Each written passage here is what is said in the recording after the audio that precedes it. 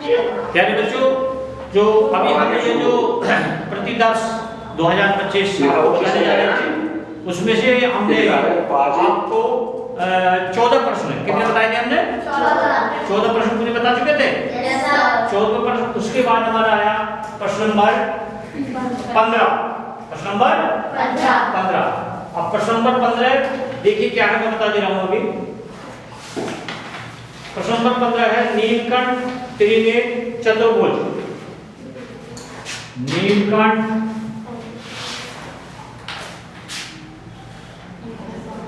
नीलकंठ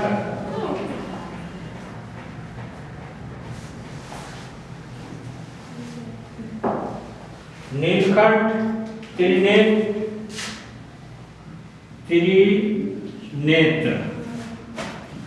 और चतुर्भुज।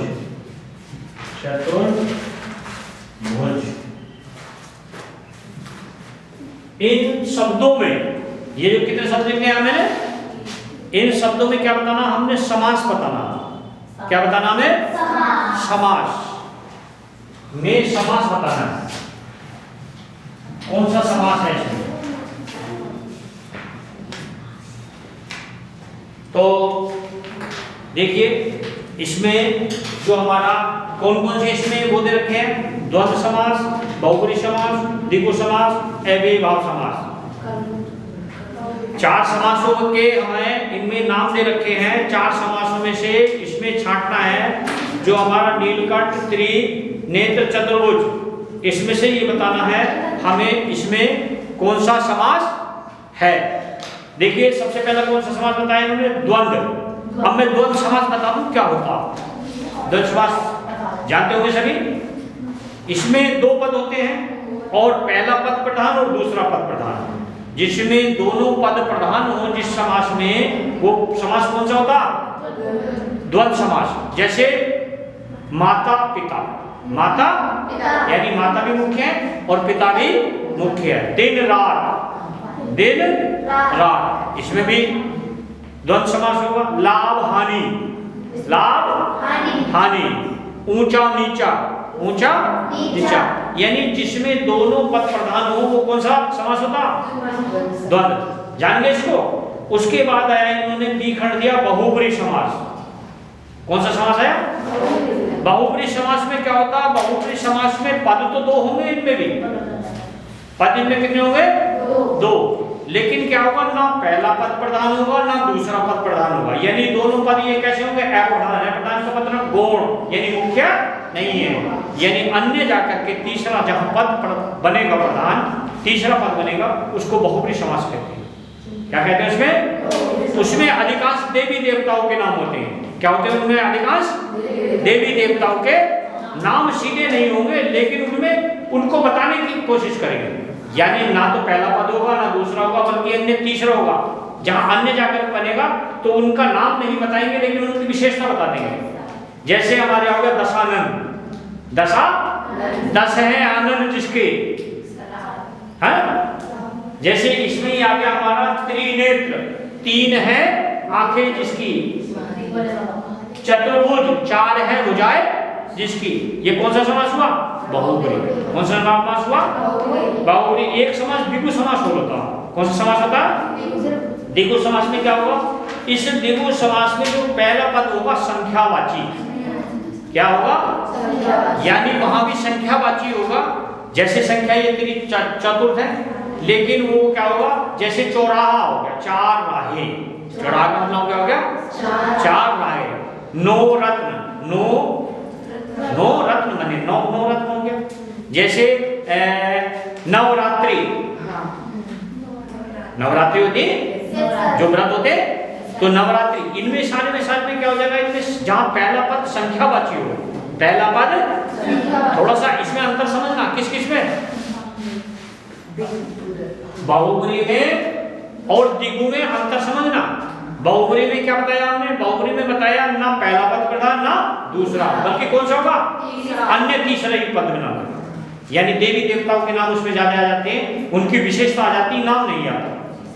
और एक हमारा अव्ययभाव, इसमें होता क्या? इसमें पूर्व पद प्रधान, यानी पहला पद प्रधान होगा, पहला पद प्रधान होगा और क्या होगा?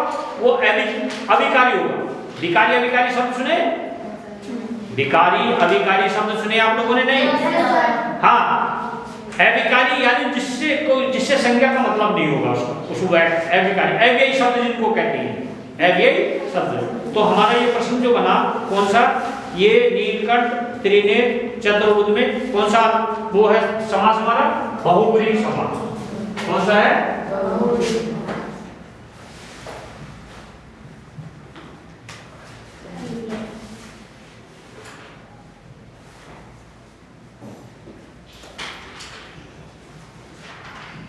बहुव्रीहि समास। ये कौन सा प्रश्न था? 15। प्रश्न नंबर 16 याद रखा। बादल का पर्यायवाची शब्द नहीं है। बादल का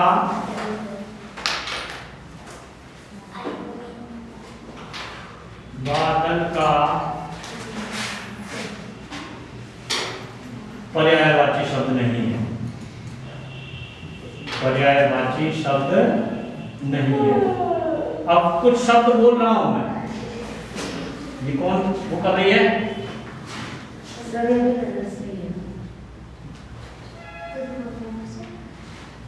अच्छा, कुंभकर्ण भी बैठे हैं यहाँ। तो क्या बताना था हमें बताना था कि प्रश्न नंबर कौन सा था हमारा? 16। प्रश्न नंबर कौन सा है? 16 में ये बताना है कि बादल का पर्यायवाची शब्द नहीं है। अब देखिए बादल के पर्यायवाची नील माने क्या होगा? नील पानी। नील में दा लगा देंगे नीरद, नीरद में नील में दा लगा देंगे नीरद, तो ही बादल बन जाएगा। तोय माने क्या होता? पानी। तोय में दा लगा दो तो यार वो भी क्या बन गया हमारा? बादल का बन गया। अम्बु, अम्बु क्या होता?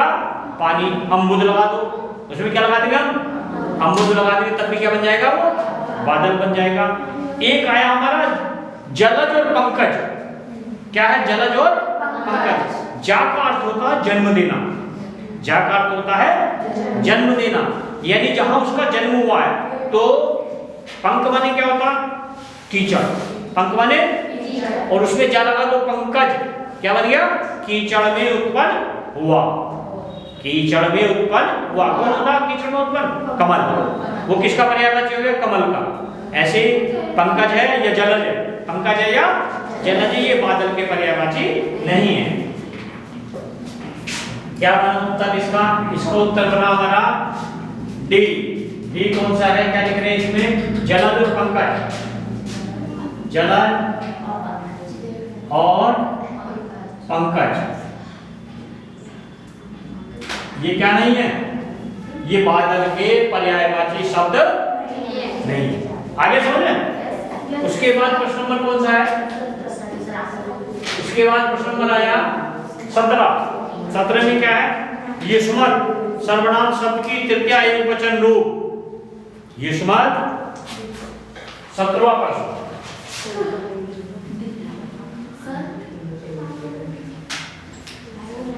क्या था? ये सुमत, ये सुमत तुम सर्वनाम शब्द का तृतीया, सर्वनाम शब्द का तृतीया रूप, तृतीया विभक्ति का रूप।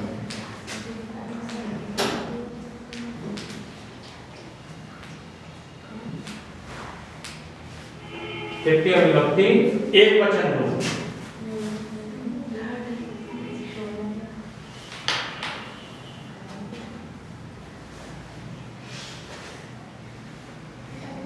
कौन कौन से लिखे उन्होंने? युवाम, त्वया, त्वत्, तुभ्यम। युवाम, त्वया, त्वत् और तुभ्यम। तो त्वम के रूप याद है क्या किसी को? त्वम, युवाम, युयम, त्वाम, युवान, युष्मान, त्वया। तृतीय वचन में क्या बनेगा? त्वया। त्वया रूप बन जाएगा इसमें बी खंड वाला। बी खंड बना क्या? त्वया। ये तृतीया का एक वचन है।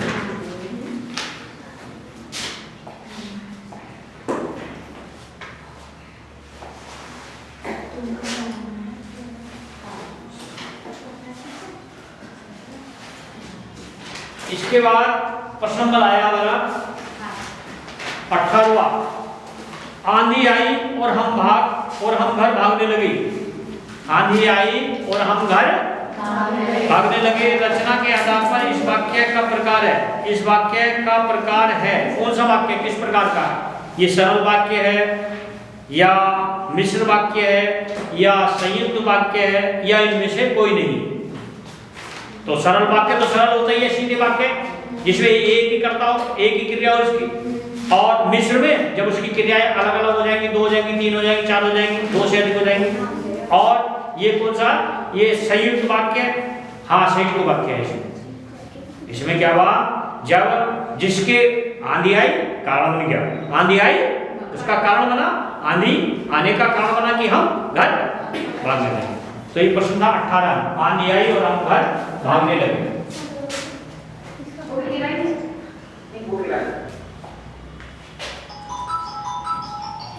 प्रश्न नंबर 18। आंधी आई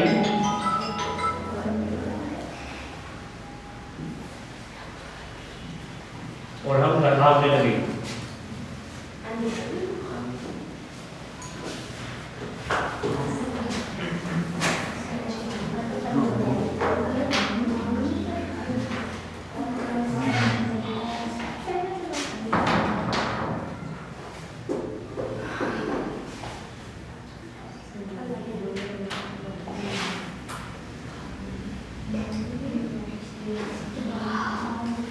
इसमें क्या होता है, रचना के आधार पर इस वाक्य का प्रकार, रचना के आधार पर वाक्य का प्रकार।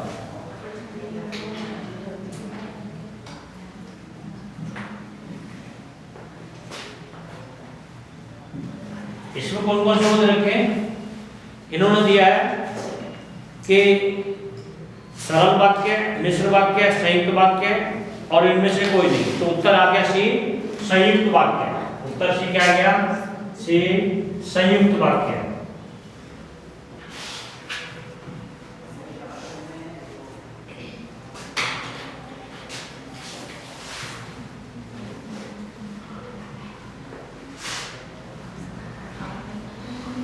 प्रश्न नंबर 19 में क्या कहा, महात्मा बुद्ध ने विश्व को शांति का संदेश दिया। इस वाक्य में वाच्य बताना। वाच्य कर्तृवाच्य और कर्मवाच्य। वाच्य क्या होता, कर्तृवाच्य और कर्मवाच्य दो प्रकार का होता। जिसमें कर्ता मुख्य होगा, कर्ता के बारे में बताया, कर्ता कुछ कहेगा तो उसको कर्तृवाक्य कहेंगे। और जब जहाँ क्रिया के बारे में उसका होगी क्रिया तो उसको हम कौन सा कहेंगे, उसमें क्रिया वाक्य, वो कर्म वाक्य हो जाएगा जब कर्म के बारे में कहेंगे, क्रिया होगी। इसमें 3 प्रकार के वाक्य होंगे। तो इसमें बताया क्या था, 19वां प्रश्न है, महात्मा बुद्ध ने विश्व को, महात्मा बुद्ध ने विश्व को क्या दिया, शांति का संदेश। शांति का संदेश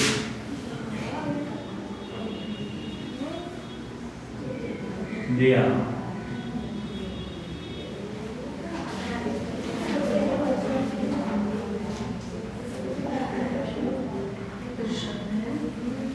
इसमें क्या बताना, इस वाक्य में वाच्य बताना। वाच्य बताइए।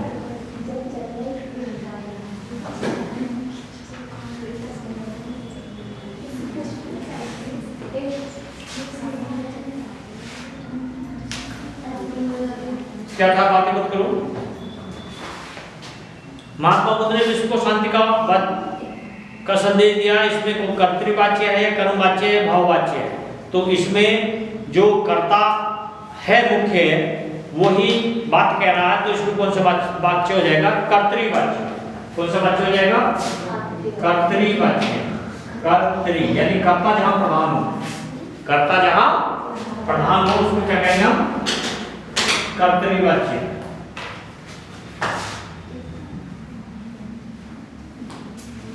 प्रश्न नंबर 20, वह अचानक चला गया वाक्य में अचानक पद का व्याकरणिक परिचय। वह अचानक चला गया, वह अचानक चला गया में क्या बताना था? अचानक प्रयुक्त अचानक पद का प्रयोग, अचानक पद का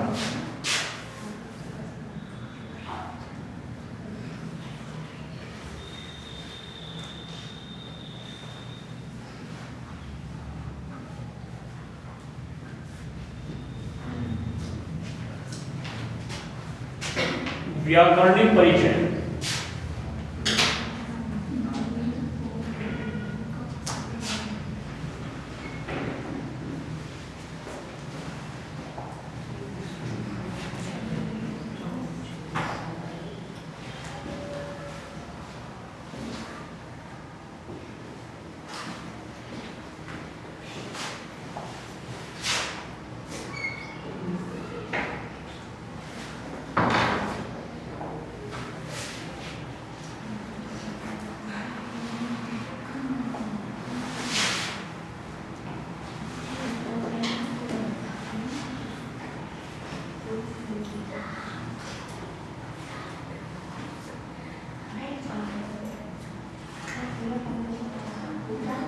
वह अचानक चला गया, व्याकरणिक परिचय का मतलब क्या था? इसमें हमें यह बताना वह क्या है, अचानक क्या है और गया क्या है। तो जानते हैं वह करता है, वह क्या है? करता। अचानक क्या है? वो क्रिया की विशेषण था, क्रिया का क्या है? वो विशेषण। और गया क्या है? गया है उसकी क्रिया, गया क्या है? उसकी क्रिया। तो ये क्या बन गया? ये प्रश्न जो पूछा था इन्होंने, वह अचानक चला गया, यह है क्रिया विशेषण। क्या है इसमें? इसका उत्तर बना क्रिया विशेषण।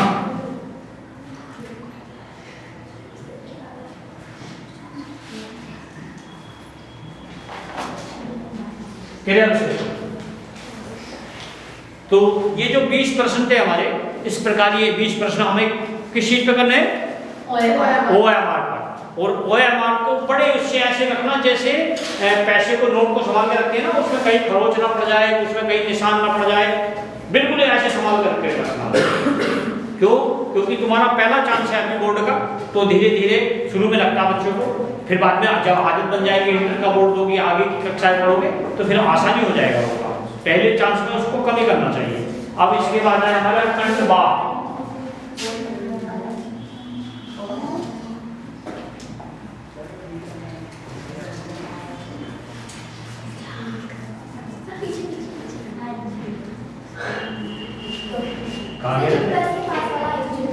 उंगली के क्या होंगे सर? आगे बढ़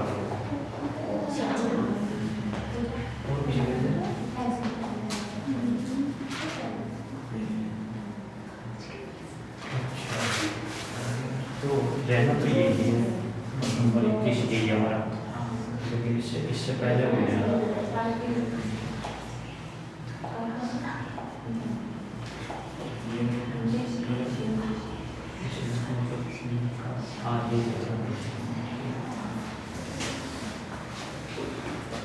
अब हमारा जो प्रश्न है वो खंड बा है, उसको कहते हैं वर्णनात्मक प्रश्न। क्या कहते हैं उसको?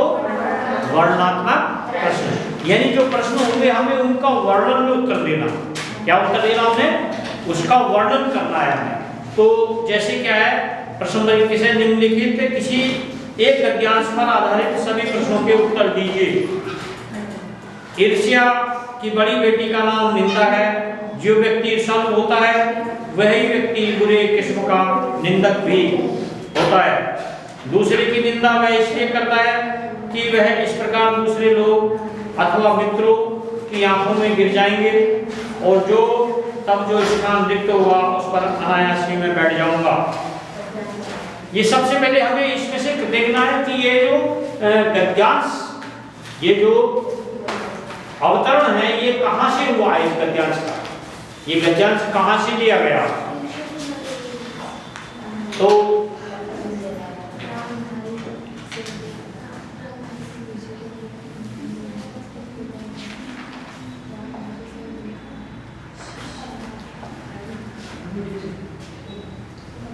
खंडवा। सर इसके प्रश्न कहाँ से आएंगे नेक्स्ट पेपर? हम नेक्स्ट कराना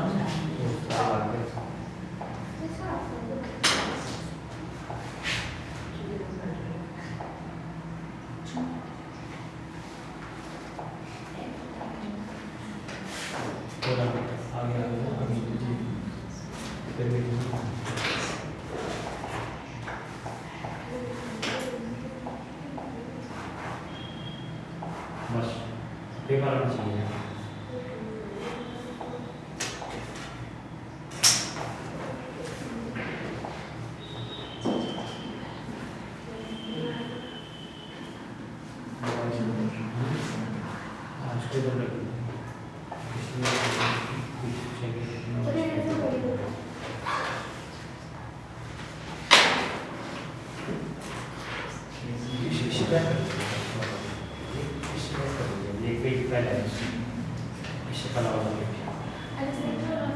पेपर नहीं आ रहा है।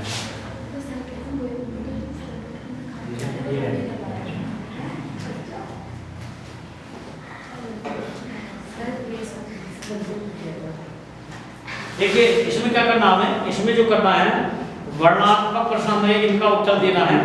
पहला प्रश्न बनाया, पहले इसको अभी तो मेरे को कितना समय है? तो 10 मिनट में पढ़ाता हूँ। खंडवा, खंड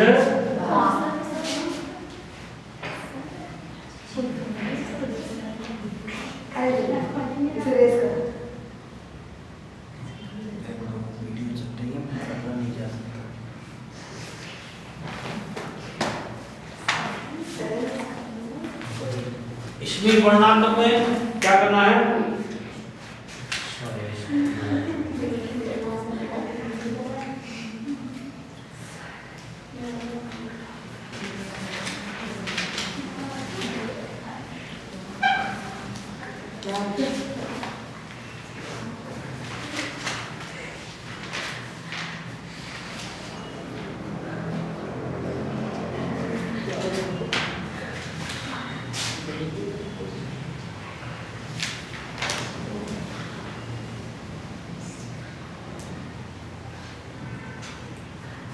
संकेत, कुसुम का द्वार,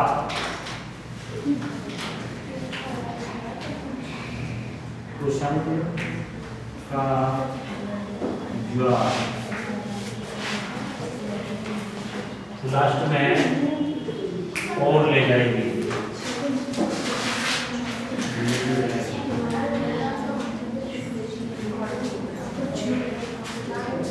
आप लोग बातें करो।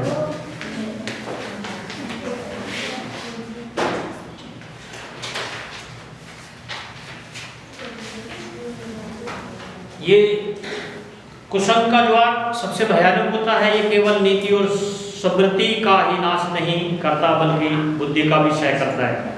किसी युवा व्यक्ति की संगति यदि बुरी होगी तो वह उसके पैरों में बंधी चक्की के समान होगी जो उसे दिन दिन अवनति के गड्ढे में गिराती जाएगी, और यदि अच्छी होगी तो सारा देने वाली बाहु के समान होगी जो निरंतर उन्नति की ओर ले जाएगी। सबसे पहले जो ये गद्यांश का हमने ये इसमें सबसे पहले क्या बताना, उपयुक्त गद्यांश का संदर्भ लिखिए। सबसे पहले क्या लिखा जाता?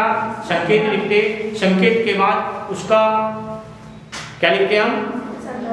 प्रसंग और संदर्भ। संदर्भ लिखते हैं तो संदर्भ में तो क्या लिखते हैं? संदर्भ में तो वही आ जाएगा कि प्रस्तुत गद्यांश हमारी पाठ्य पुस्तक हिंदी के पाठ्य पुस्तक हिंदी के कौन से पाठ से लिया गया है? कुसुम वाला मित्रता नामक पाठ से लिया गया है। इसके लेखक कौन है?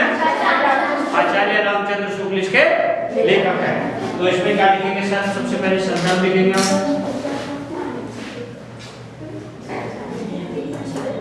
यहाँ लिख देंगे पूरा के प्रस्तुत अवतरण या प्रस्तुत गद्यांश हमारी पाठ्य पुस्तक हिंदी के मित्रता नामक पाठ से अवतरित है और इसके लेखक कौन है?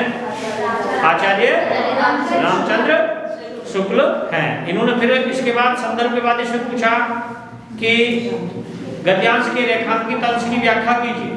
गद्यांश के रेखांकित अंश की व्याख्या कीजिए। पीछे वाली लड़की ज्यादा स्टाइल मार रही है। गलत बात है बेटा, ये कैमरा चलना पड़ना तो हम समझा देते आपको। और भी तो क्या करना है इसमें? रेखांकित अंश यानी कुसंग का ज्वार सबसे भयानक होता है।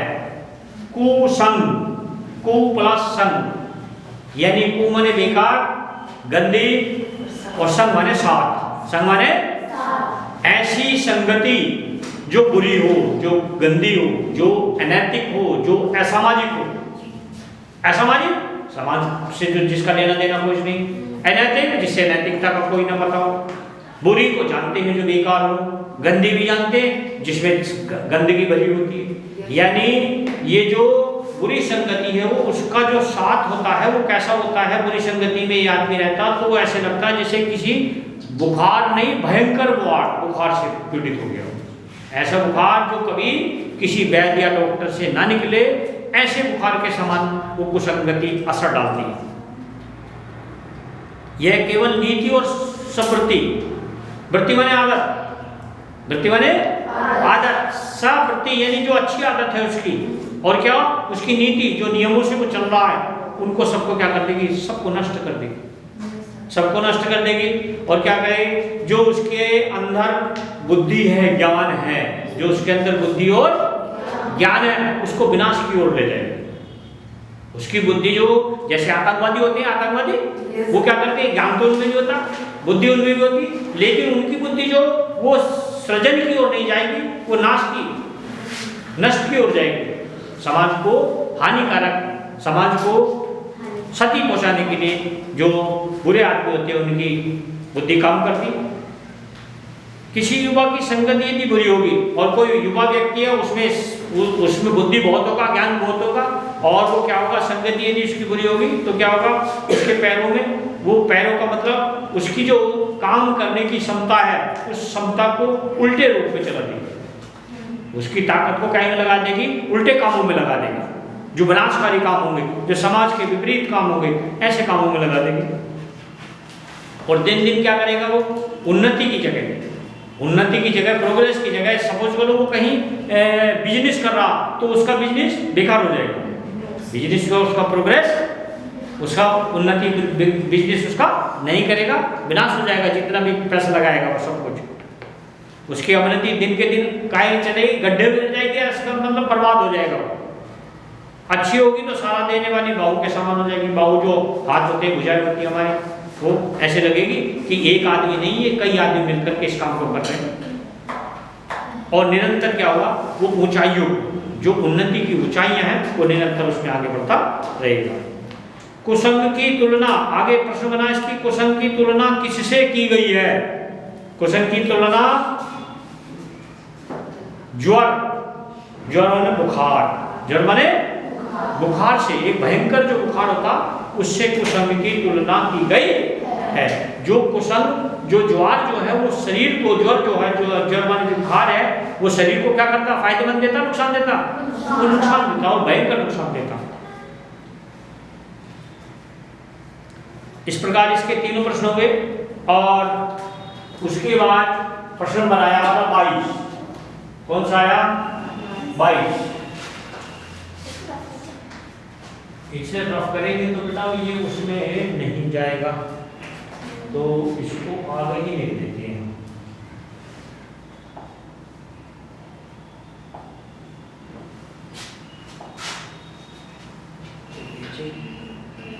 प्रश्न नंबर 22। प्रश्न नंबर 22 क्या है? पद्यांश। क्या है? पद्यांश।